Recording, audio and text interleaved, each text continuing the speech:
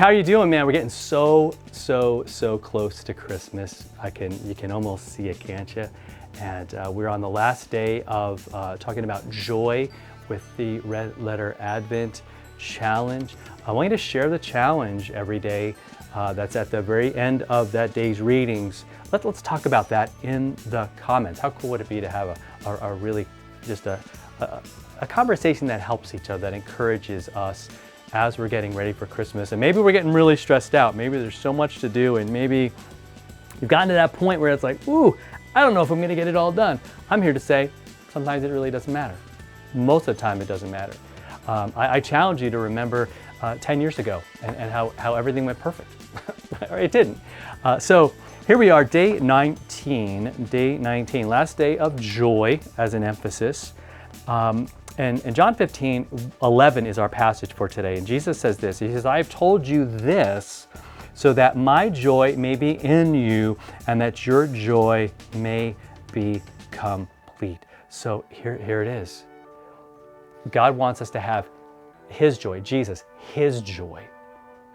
And his joy is all about saving us.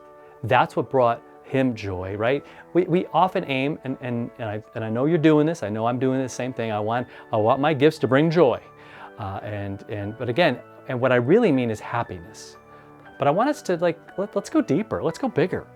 Let's aim at joy, because happiness ends when the thing breaks. But what if that gift was based on your love that God had given to you?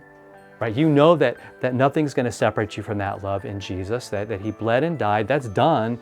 You have the gift. You've spent the last, how many days? 18, 19 days embracing that gift of hope and peace and joy that God has for you. And that joy just overwhelms and just overflows into the gift that you give. And me, all of those gifts. This is the standard I want you to have as you give. That it reflects the very love of God in Jesus Christ. It's a gift that is just so incredible. I remember a gift I got when I was little. I probably told this story 100 times. When we were kids, our parents didn't have a lot of money, and everybody else seemed to have a bike before we did. But one year my mom went big. My mom and dad, they bought us all bikes.